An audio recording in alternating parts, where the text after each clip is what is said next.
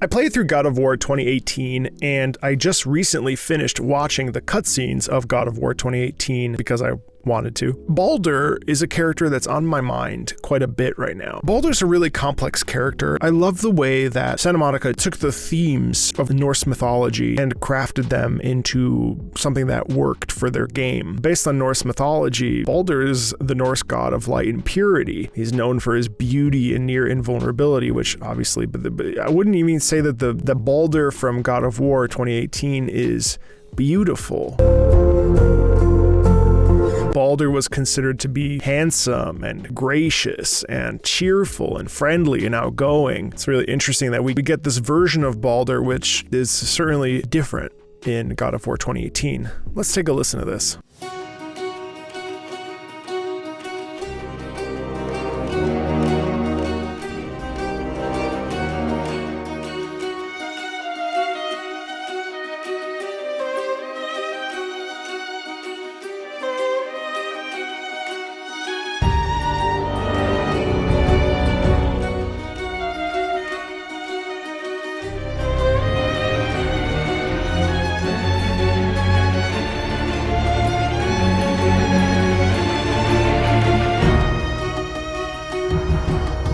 There's a few things of note that I think are worth mentioning to you. When we have this opening, the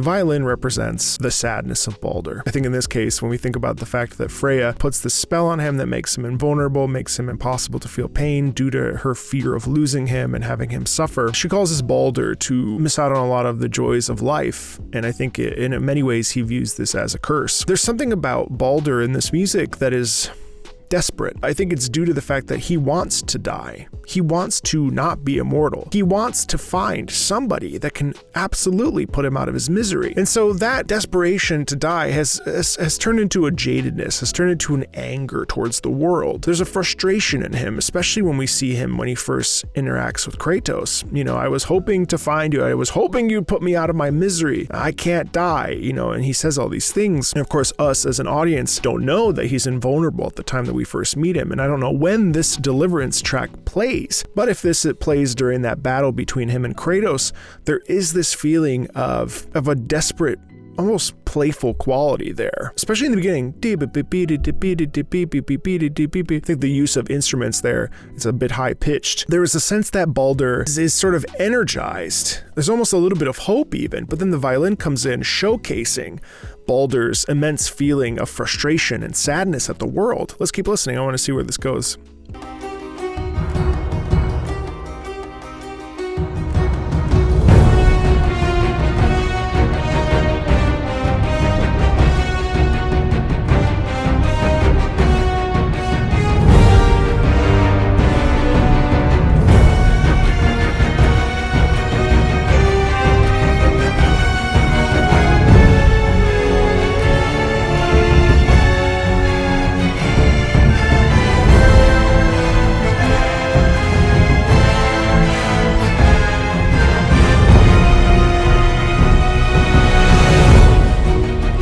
So a really common thing that we hear in music in general is when we have a melody and it bounces throughout various different instruments. In this case, we start with the violin, then we go to the brass. And what that does is it's a mirror reflection. And so the stress increases, the stakes get higher. Instruments aid us in figuring out why we feel how we feel. And they actually infer to us how we should feel in a lot of ways. So the violin, and then it sounded like a solo violin. You hear the desperation in that.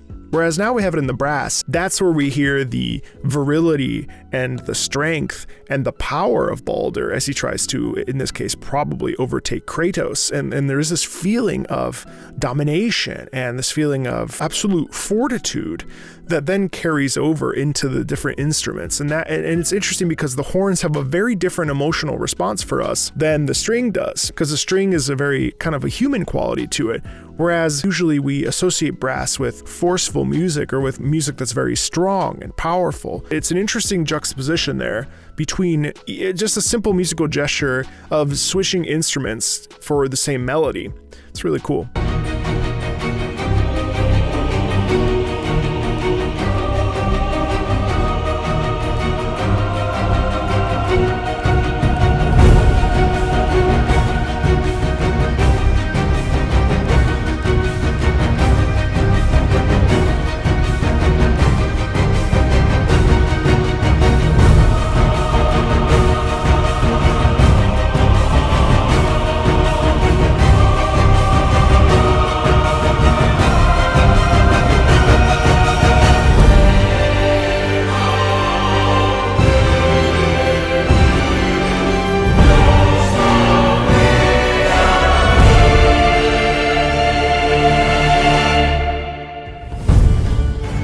So imagine the pain and suffering that you would feel knowing that you were going to watch everyone you ever loved die. Imagine that you couldn't feel anything. At first, it might seem like a gift. As time goes on, that would start to whittle away your spirit. What would be the point of life? There's no stakes. There's no risk. Nothing can harm you. We have this propulsion in the rhythm, while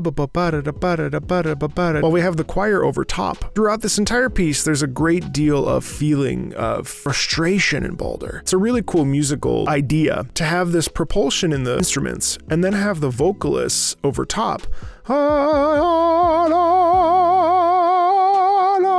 As we ascend sort of this mountain, it's interesting to have like legato and smoothness over this propulsion, which we hear typically in battle themes.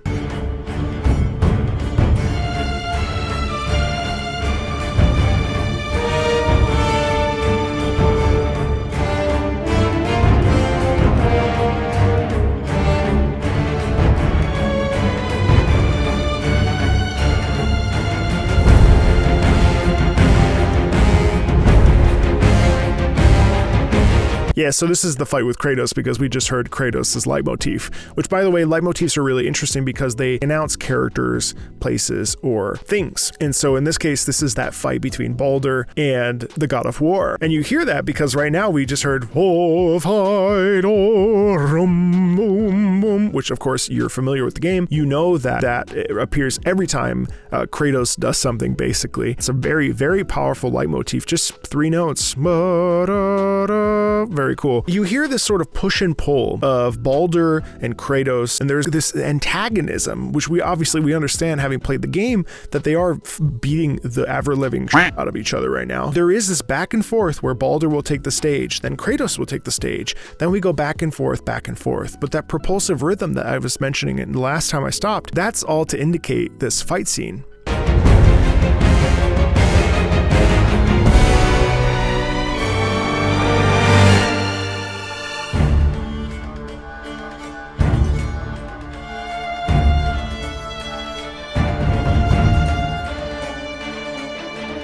Baldur's theme comes in with this playful quality, but they're actually off. Baldur's theme is in a different meter, a different rhythm than there's clash there within Baldur because Baldur is like, what are you gonna do? You can't do anything. Meanwhile, we hear the actual pain of, I wish he could kill me. I wish he could end my suffering. So there's an interesting duality there in terms of how Baldur's presenting versus what Baldur's internal monologue is with this violin, which is really effective.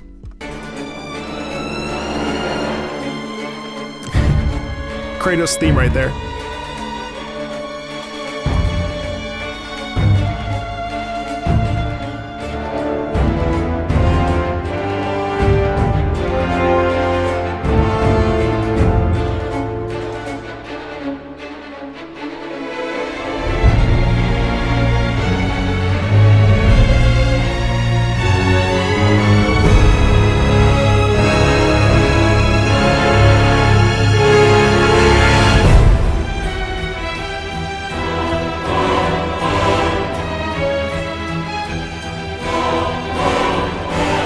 That is genius composition. We have a merge of 2 different motives into one. That's sick. That is such an awesomely smart move, because if before we had this back and forth, now we have this real feeling of like interconnectedness as they're spinning around and wrapped in each other's punches, and you know, that fight is it feels very reminiscent of wrestling. There's a heaviness to this fight, and we hear that now in this intertwined melody. There is no one that is safe in this moment. They're both fighting at each other. They're equals, and you hear that both of them have incredible strife now.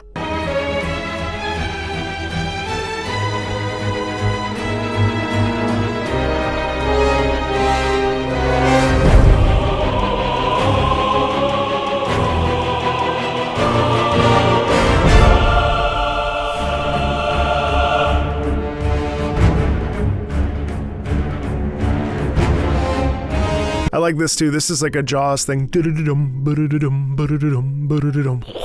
He comes up and he smacks him in the face.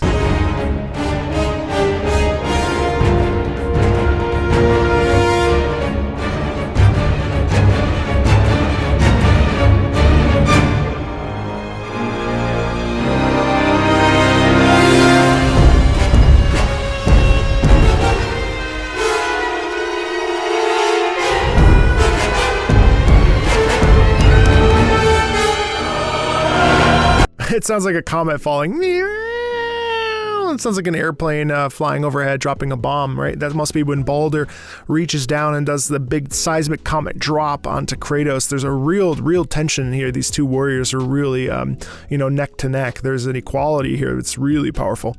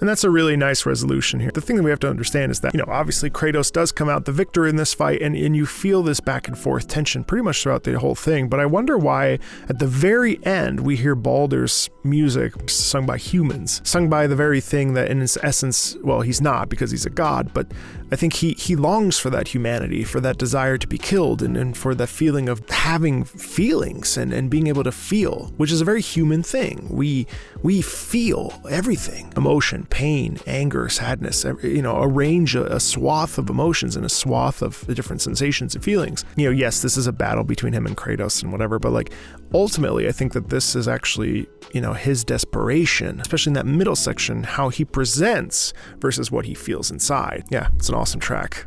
Thanks a ton, and I'll see you on the next video. Bye.